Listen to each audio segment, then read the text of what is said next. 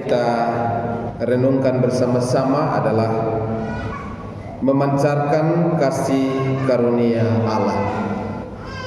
Kita merenungkan bersama-sama dengan saudara-saudari kita yang mendapatkan waktu untuk membawa anak-anak ada dalam sakramen baptisan kudus.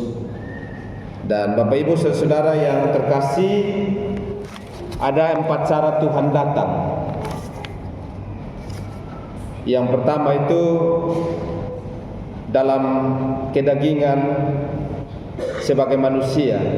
Dia datang di Bethlehem. Dia mengambil rupa manusia dan dia sudah datang di Bethlehem sebagai bayi yang kemudian menjadi raja damai bagi seluruh bangsa. Yang kedua, Tuhan datang dalam pemberitaan firman. Jadi tiap kali pemberitaan firman diperdengarkan, di situ ada kehadiran Allah di tengah-tengah persekutuan tersebut. Hari ini kita kebaktian, ada pemberitaan firman Tuhan. Tuhan ada di tengah-tengah kita. Kedatangan Tuhan yang ketiga itu dengan cara dia datang dalam kematian. Jadi kita mati, yaitu tanda bahwa Tuhan datang kepada kita. Dan yang keempat, dia akan datang dalam kemuliaan. Kalau di Bethlehem dia datang sebagai Tuhan yang menyelamatkan dan menebus kita. Pada kedatangan kembalinya dia datang sebagai hakim yang penuh kemuliaan, penuh kuasa untuk menghakimi dunia. Bapak Ibu saudara, saya mau bicara dulu tentang kedatangan dalam pemberitaan firman. Kalau bahasa Latinnya Adventus in Mentem. Kedatangan dalam pemberitaan firman Tuhan itu kehadiran Tuhan dalam pemberitaan firman. Kalau kita baca Injil Matius 18 ayat 20, itu dikatakan, sebab di mana 2 atau 3 orang berkumpul dalam namaku, di situ aku ada di tengah-tengah mereka. Itu janji Tuhan. Bukan kekuatan kita untuk panggil dia, tidak. Itu janjinya. Di mana 1 dan 2 orang berkumpul dalam namaku, di situ aku ada di tengah-tengah mereka. Itu artinya Bapak Ibu saudara, kita semua yang ada dalam tema Natal, marilah sekarang kita pergi ke Bethlehem. Itu sudah kita alami. Jadi tema Natal ini sudah rampung. Kita semua sudah alami mari ke Bethlehem itu. Kenapa? Karena kalau hari ini kita ketemu Yesus di tengah-tengah persekutuan kita, artinya kita sudah di Bethlehem. Amin. Kita sudah di Bethlehem. Karena di mana ada Yesus, ya di situ Bethlehem bisa hadir. Tetapi di mana ada Bethlehem, kalau Yesus tidak ada, ya percuma. Dan kita semua sudah rampungkan ini tema. Kita sudah sampai di Bethlehem, kita sudah ketemu Yesus. Yesus di Bethlehem itu Yesus di palungan, Yesus yang dibungkus dengan lampin, dan Yesus yang di kandang. Itu semua menunjukkan tentang kesederhanaan Yesus sebagai Raja yang mulia. Jadi kalau ada orang pergi ketemu Yesus di pesta pora, pergi ketemu di segala sesuatu yang kontras dengan kandang dan lampin dan palungan, saya ragu dia ketemu Yesus.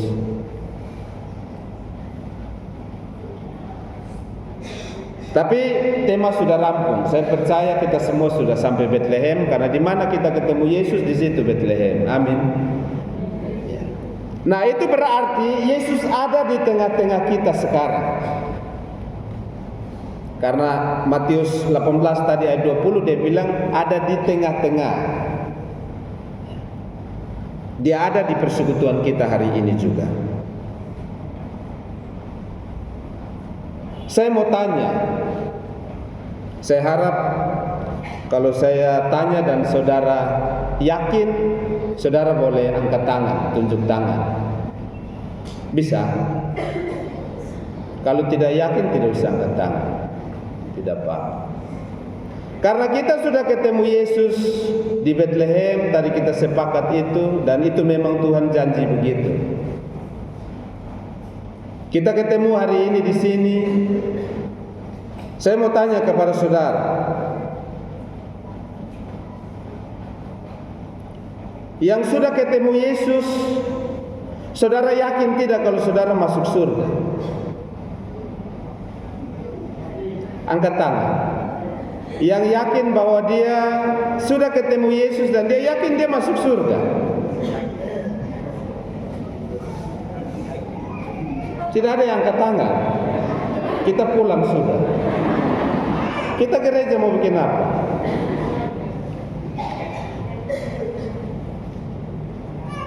Yesus ada di tengah-tengah kita. Itu mengapa saya suruh saudara angkat tangan. Dia tahu saudara punya hati, tapi dia mau lihat saudara pun tangan diangkat ke tidak. Jangan saudara dalam hati sudah Pak Pendeta saya tidak angkat tangan, tapi dia tahu saya punya hati. Siapa yang bilang Tuhan tidak tahu saudara punya hati? Saudara pun semua Tuhan tahu. Tapi pengakuan itu juga Tuhan mau dengar. Penting bagi Tuhan. Supaya nanti firman Tuhan genap. Yang mengaku aku di hadapan manusia, aku mengakui dia di hadapan Bapa.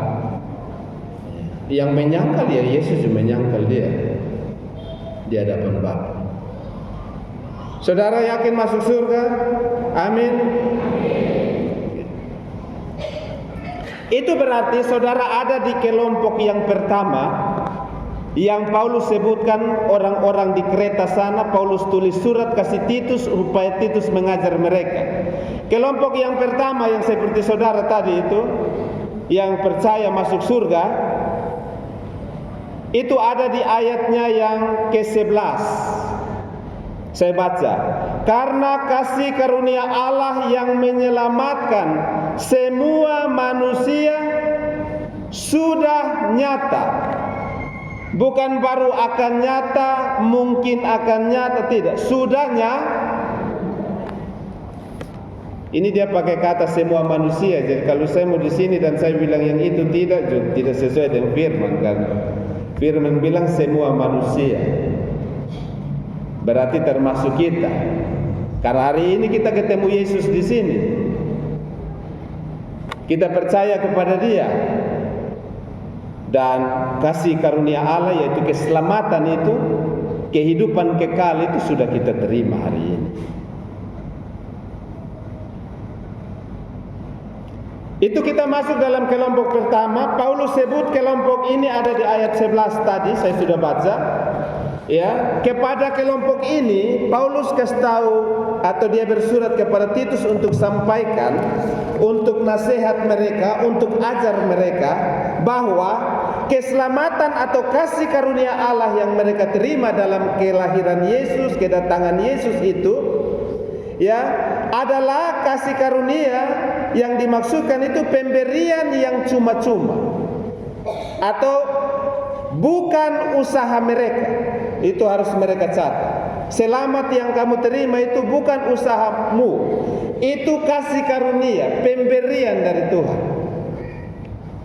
Kalau berkat itu saudara kerja dulu baru dapat. Tapi kalau kasih karunia atau anugerah itu saudara tidak buat apa-apa, Tuhan kasih. Paulus mau nasihat begitu. Ingat, keselamatan yang kamu terima yang tadi saudara mengaku itu pemberian Tuhan, bukan usaha saudara. Dan kasih karunia itu nyata dalam diri Yesus Kristus. Bukan usaha manusia. Manusia selamat bukan karena perbuatan baiknya bukan karena amal ibadahnya, bukan karena kesalehannya. Manusia selamat, terima kasih karunia, pemberian Allah cuma-cuma. Itu kelompok pertama ya. Kelompok yang kedua, itu Paulus memberikan surat kepada Titus untuk menasihati mereka, ada di ayat 14. Ada di ayat 14. Itu gunanya kita bawa Alkitab di gereja. Karena pendeta omong ayat, kita bisa baca. Kecuali yang suhafal semua, tidak masalah. Ayat 14, yang telah menyerahkan dirinya bagi kita untuk membebaskan kita dari segala kejahatan dan untuk menguduskan bagi dirinya suatu umat kepunyaannya sendiri, dengan tujuan apa? Ayat 14 berkata, yang rajin berbuat baik. Kelompok yang kedua ini maksudnya begini. Di Kreta sana, di umat di Kreta sana, ada umat Kristen yang percaya bilang begini, keselamatan itu benar bukan usaha kita, bukan karena perbuatan baik kita, tapi itu benar-benar anugerah Allah. Karena itu di dunia ini kalau kita sudah terima keselamatan, sudah santai-santai sudah. Mau bikin dosa justru masalah, tinggal pulang datang kita minta lagi ampun, dapat lagi. Rajin untuk berbuat baik tidak usah, engkau tidak berbuat baik juga, kok Tuhan sukasi. Itu ada pemikiran iman demikian, ada umat-umat yang berpikir demikian. Santai-santai saja, duduk-duduk saja, tidak usah upayakan jadi umat yang rajin buat baik, tenang-tenang saja di rumah. Berdoa-berdoa sah, baca-baca firman sah, duduk-duduk sah. Toh keselamatan sudah diberi.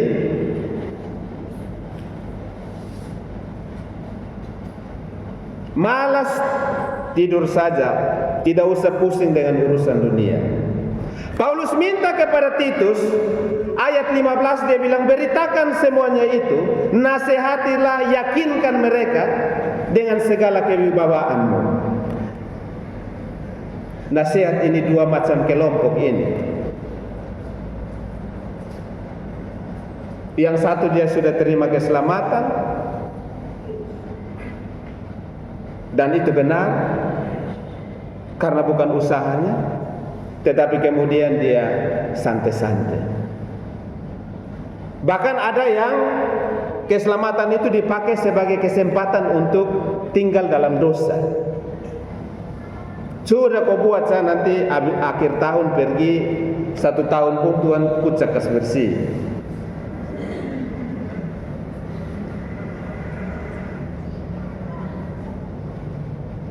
Paulus nasihati mereka, kelompok 1 dan 2, jangan tagal sudah dapat keselamatan, kemudian tidak lagi mau rajin berbuat baik. Atau sebaliknya juga, jangan hanya mau rajin buat baik untuk cari keselamatan. Kenapa? Karena ada umat Kristen juga yang berpikir demikian sampai hari ini, bahwa perbuatan baik bisa mendatangkan keselamatan.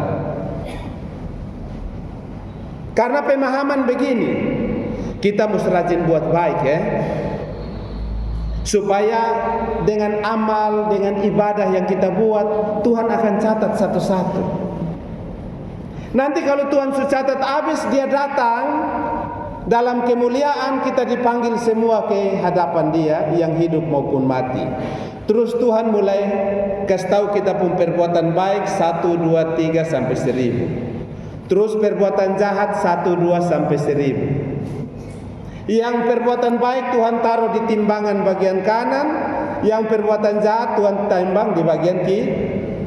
Nanti manapun yang berat, kalau yang baik berat masuk surga, kalau yang jahat yang lebih berat masuk neraka. Ada orang Kristen pikir demikian.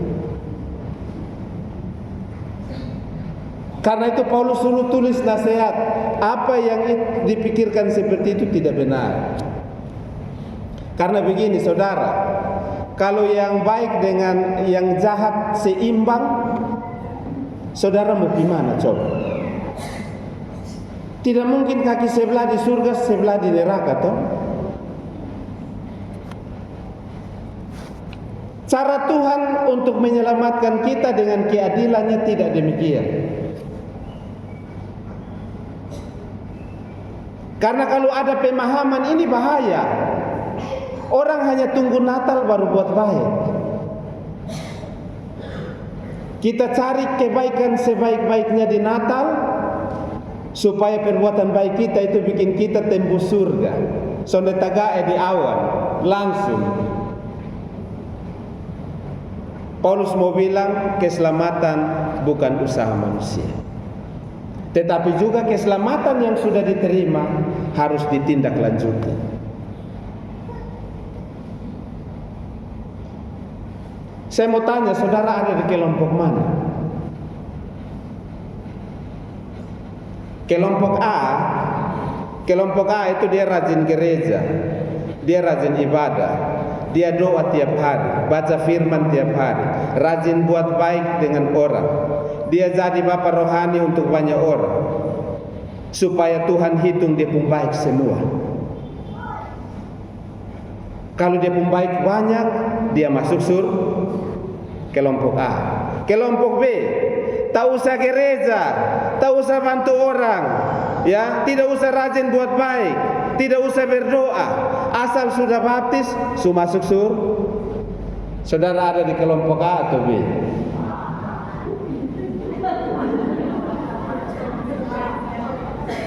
Ada yang bilang, Pak, saya tidak masuk di salah satu kelompok.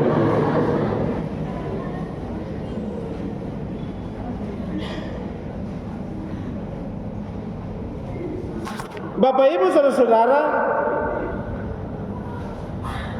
ada kelompok dengan pemahaman demikian.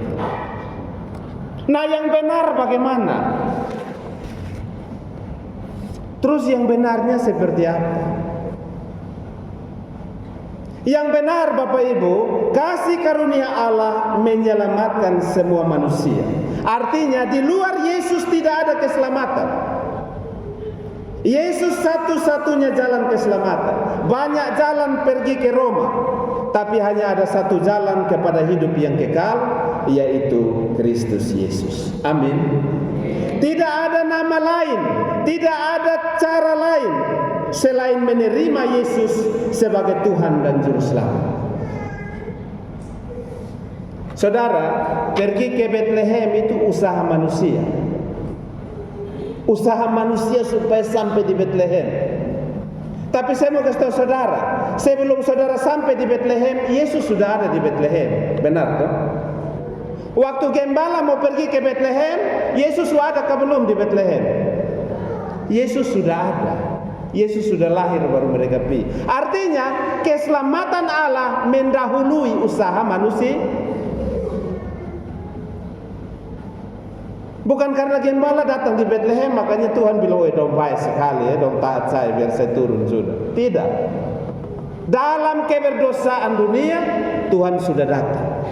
Tuhan mau kasih tahu bahwa keselamatan yang kuberikan ini bukan usahamu.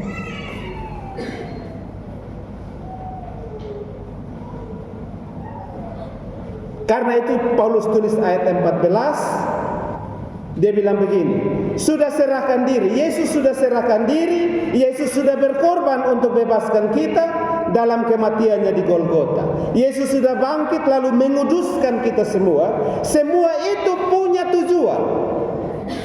Jadi saya dan saudara yang sudah terima keselamatan, keselamatan itu Tuhan buat ada tujuannya. Agar apa? Paulus bilang tujuannya itu ada di ayat 14. Agar kita menjadi umat kepunyaan Allah yang rajin berbuat baik. Jadi orang buat baik karena sudah selamat. Kita bukan agama yang buat baik supaya dapat selamat. Tidak. Kita karena sudah selamat, makanya kita buat baik.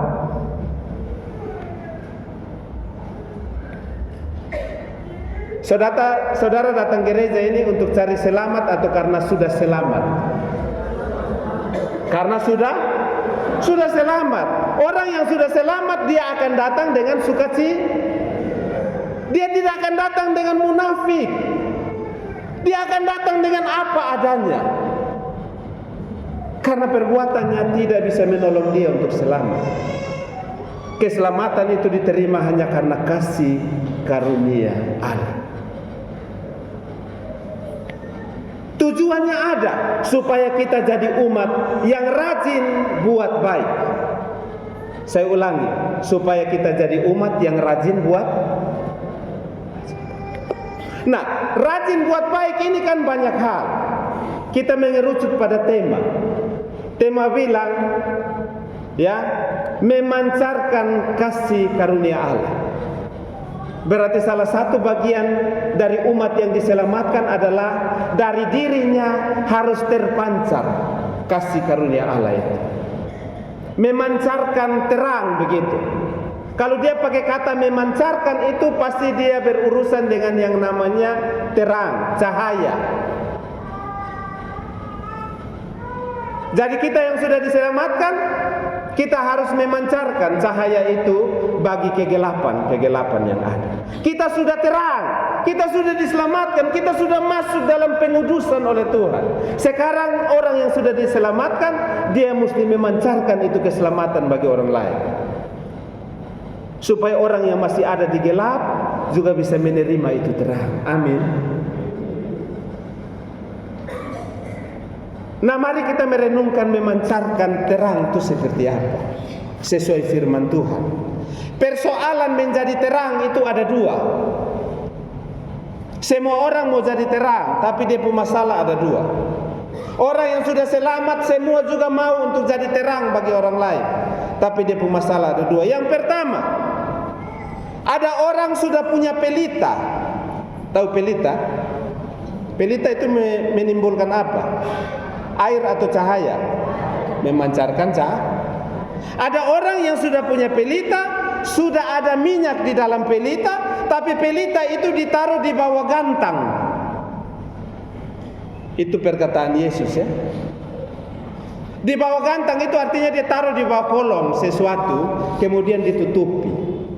Artinya dia itu sudah terang, tapi dia pun terang hanya untuk dirinya sendiri. Tidak ada pancaran terang untuk orang lain, tidak ada. Hanya untuk dirinya, untuk keluarganya, untuk mereka sendiri. Itu persoalannya. Pelita ada minyak full, tapi terangnya ditutup. Orang yang demikian itu orang itu dia rajin gereja, rajin berdoa, rajin baca firman, rajin pelayanan. Kalau ajak dia bilang mari kita pergi Bethlehem, dia orang pertama. Dia paling depan. Untung dia sudah tahu jalan, seharusnya dia yang pimpin. Tapi saudara, dia pun sekikir minta ampun. Saudara tahu sekikir? Tahu ke tidak? Lu mau mati, lu mati, itu lu urusan. Yang penting beta ini berdoa tiap hari, oh dan Tuhan. Oh beta dengan Tuhan begini.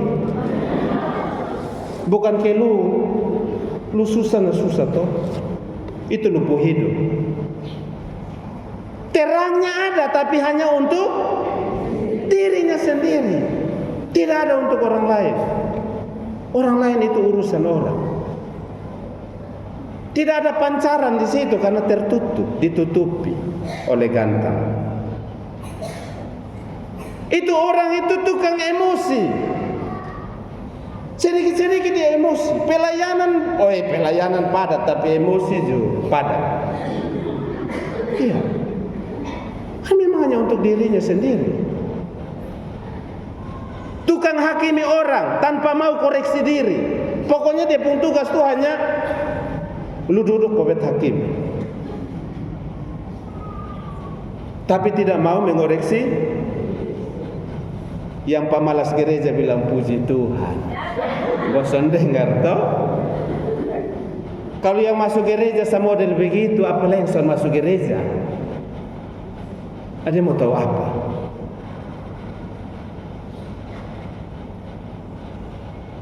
Karena itu di sini Paulus bilang tinggalkan. Yang model begitu kasih tinggal sudah. Karena orang yang begitu ayat 12 bilang dia disebut orang fasik. Orang fasik itu bukan orang kafir. Orang fasik itu orang gereja yang tahu kebenaran tapi tidak mau melakukan kebenaran. Itu disebut fasik. Kalau dia terlambat bertobat, percaya dia sudah selamat. Dia mesti cepat-cepat bertobat. Kalau Adventus in morte, Yesus datang dalam kematian, kalau dia tidak cepat bertobat, tidak ada waktu lagi untuk dia selamat. Paulus kasih tegaskan di ayat 12, tinggalkan itu kefasikan hidup. Engkau tahu kebenaran, tapi tidak mau melakukan kebenaran itu. Kenapa? Karena engkau hanya mementingkan dirimu sendiri. Di sini ada yang begitu? Tidak ada. Puji Tuhan. Yang kedua, ada orang yang sudah punya pelita, dia sudah taruh di kaki dia pun terang semua orang lihat, tapi dia pun minyak tidak ada.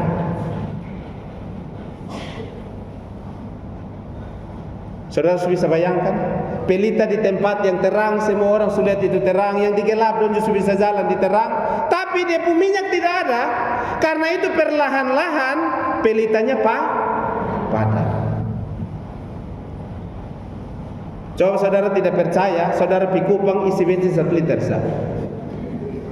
Kalau tidak percaya, coba sampai Kupang ke tidak, pasti macet di jalan, motor mati di jalan.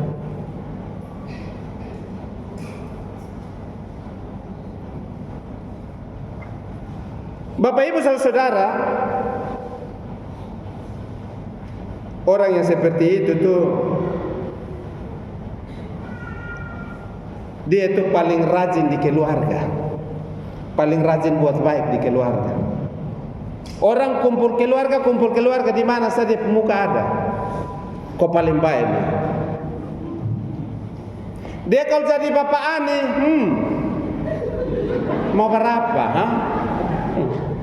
Tiap kali ketemu 100. Orang mati di mana dia pemuka ada. Pelayat saya mau pulang dia masih dengan keluarga di situ. Baik atau tidak? Baik. Tapi kalau pas ibadah penghiburan dia hilang. Pokoknya yang namanya pas mau berdoa, sana adalah dia. Saya tahu alasannya kenapa, hanya dia dan Tuhan yang tahu. Dia tidak ada gairah, tidak ada semangat di dalam ibadah-ibadah. Artinya dia kekurangan minyak. Saudara percaya ke tidak? Cepat atau lambat dia pelita yang baik tadi akan padam. Orang kalau dia baik karena uang, karena jabatan, bukan karena kasih karunia Tuhan, itu dia pembahasa begini. Lu tahu baik toh? Masuk 2 kali, sudah 2. Dia mau bilang yang ketiga kali tidak bisa lagi. Kenapa? Dia peminyak padam dia perbuatan baik.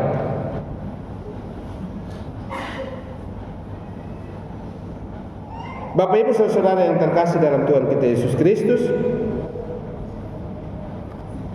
dari firman Tuhan ini yang benar yang mana? Saya mau bilang orang tua tolong lihat ini anak. Coba balik kau lihat. Yang baptis dong tolong lihat ini anak. Yang bapak ani tolong lihat ini anak dong. Tolong perhatikan anak. Jangan lihat saya muka bapak mama. Tolong lihat ini anak. Sudah lihat? Sudah lihat? Bapak ani dong hafal dia pun nama. Hafal. Tempat tanggal lahir hafal. Kalau sudah hafal main anak ulang tahun siapa mau berdoa?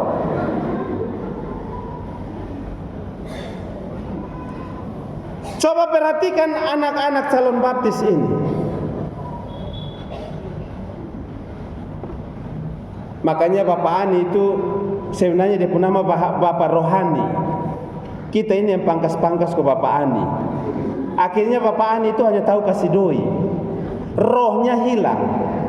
Rohani toh, aninya ada, rohnya tidak. Makanya aninya itu hanya kasih uang, roh untuk berdoa kasih anak tidak pernah. Makanya tolong sebut bilang ini Bapak rohani. Amin. Saya juga ada anak ani, jadi saya tahu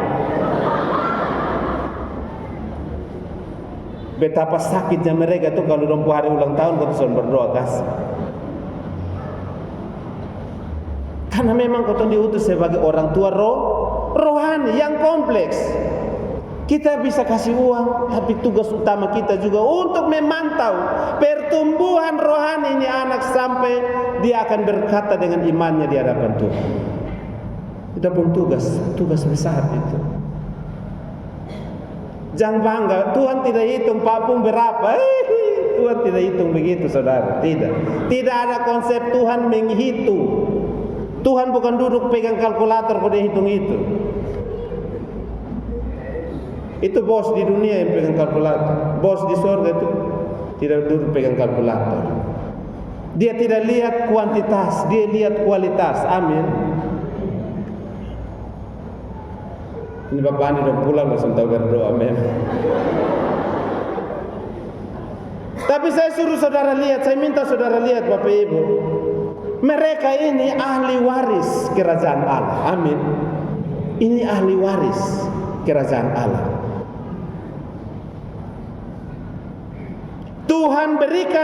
Tuhan kasih kepada saudara untuk ajak mereka senantiasa ke Bethlehem. Amin.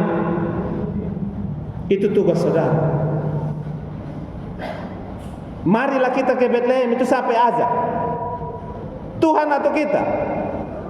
Waktu di Bethlehem Tuhan yang ajak lewat malaikat.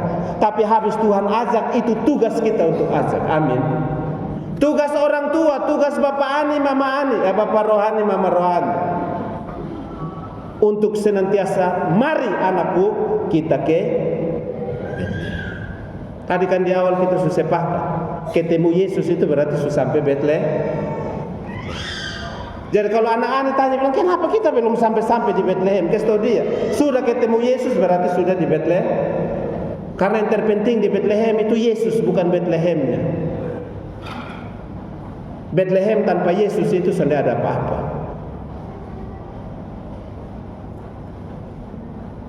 Jadi itu tugas orang tua ya, amin. Ajak mereka senantiasa ke Bethlehem supaya minyak mereka itu senantiasa diisi. Gairah anak-anak untuk ibadah, gairah anak-anak untuk punya relasi dengan Tuhan makin kuat. Kalau dompu relasi dengan Tuhan sudah makin kuat, tinggal mereka percaya bahwa keselamatan itu datang dari Allah, pasti mereka berbuat baik. Pasti. Karena itu saya dan saudara yang telah menerima, orang tua itu sudah terima keselamatan. Anak-anak ini mereka sudah terima, tapi mereka belum tahu. Makanya tugas kita untuk memancarkan itu kasih karunia, mulai dari dalam rumah dahulu. Amin. Ada orang yang dia terlalu banyak urus orang puana, dia puana sendiri dia sudah urus. Dia mesti memancarkan cahaya dari dalam rumah. Amin. Saya tahu saudara tidak suka saya lah, tapi saya mau bilang begitu. Kita mesti urus kita puana. Orang kalau sudah bisa urus di puana, baru nanti Tuhan kasih kesempatan urus orang lain puana. Amin. Jangan kasih tabalik-tabalik. Tuhan tuh dia jalan lurus-lurus, dia sudah suka yang tabalik-tabalik. Tugas kita orang tua untuk membawa anak-anak ke Bethlehem, isi minyak-minyak mereka supaya mereka kuat memancarkan cahaya. Ajar mereka supaya cahaya itu jangan ditutup di dalam gantang. Jangan jadi orang fasik, karena Tuhan menentang orang fasik. Tapi jadilah umat yang sudah terima kasih karunia dan rajin berbuat baik. Kita buat baik ini, apa yang kurang coba? Apa yang kurang dari buat baik? Memang ada yang kurang Pak Pendeta. Kadang kita buat baik, Orang buat yang jahat dengan kita. Kekristenan itu bukan soal saudara berapa kali dibaptis. Kekristenan itu bukan soal saudara ada di jemaat mana. Kekristenan itu soal saudara bisa mengampuni musuhmu dan memberkati mereka. Amin.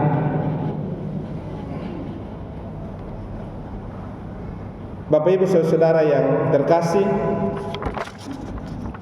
firman Tuhan berkata, bukan mereka yang memanggil-manggil nama Tuhan yang akan masuk ke dalam kerajaan sorga, tetapi mereka yang melakukan kehendak Bapakku.